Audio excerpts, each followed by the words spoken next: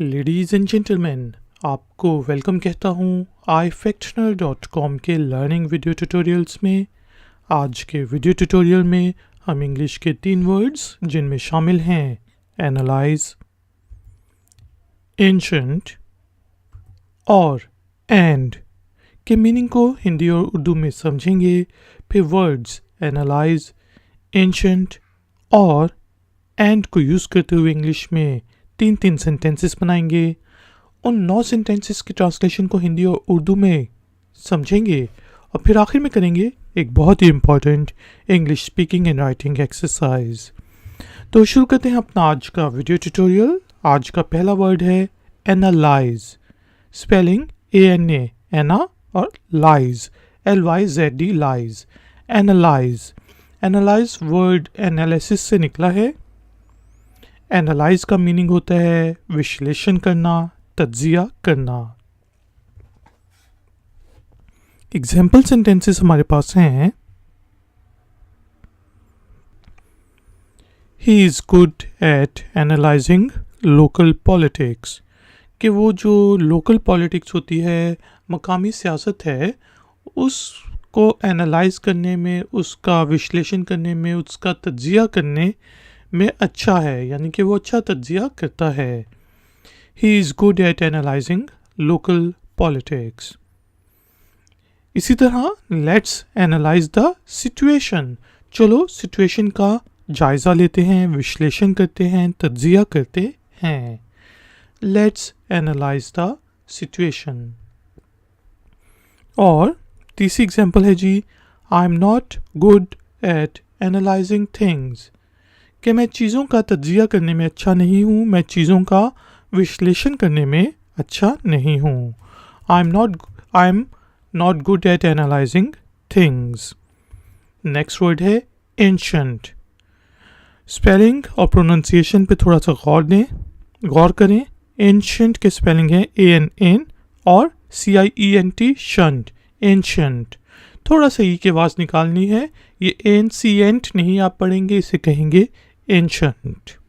Ancient, ancient का meaning होता है जी प्राचीन, कदीम, बहुत ही पुरानी चीज़ हो तो, या टाइम हो, वक्त हो, तो उसे हम एंशंट कहते हैं।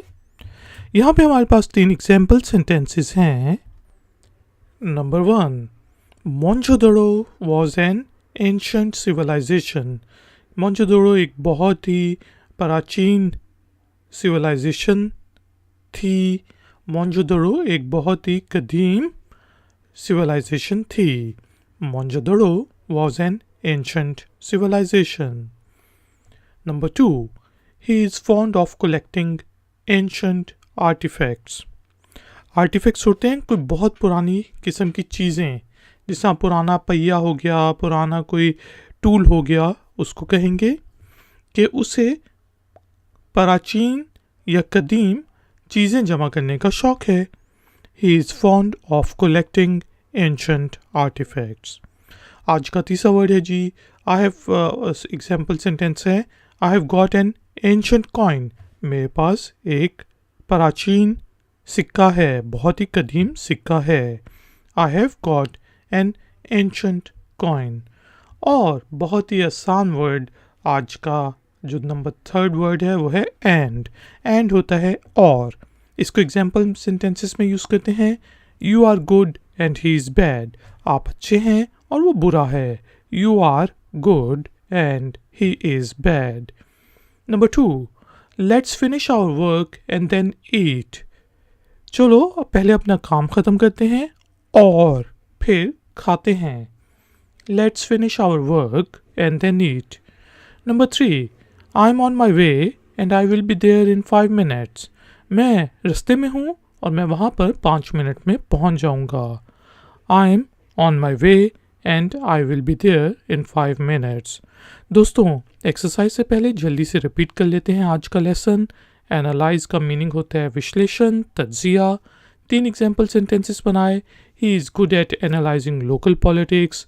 Let's analyse the situation and I am not good at analysing things. Ancient का मीनिंग होता है प्राचीन, कदीम, 3 example sentences. Mohenjo-daro was an ancient civilization.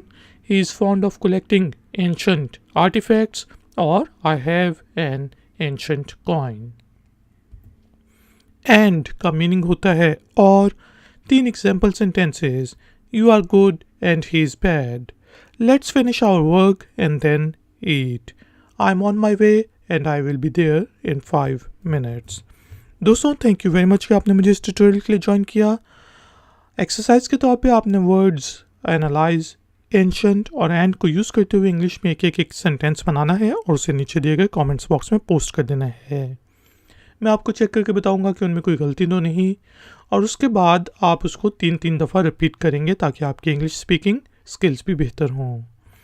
Kindly video को लाइक ज़रूर कर दें और अगर आप नए हैं तो मेरे चैनल को सब्सक्राइब करके बेल आइकॉन को प्रेस कर दें. मिलेंगे एक और नए ट्यूटोरियल में. Until then take care, keep learning, keep enjoying. Good day.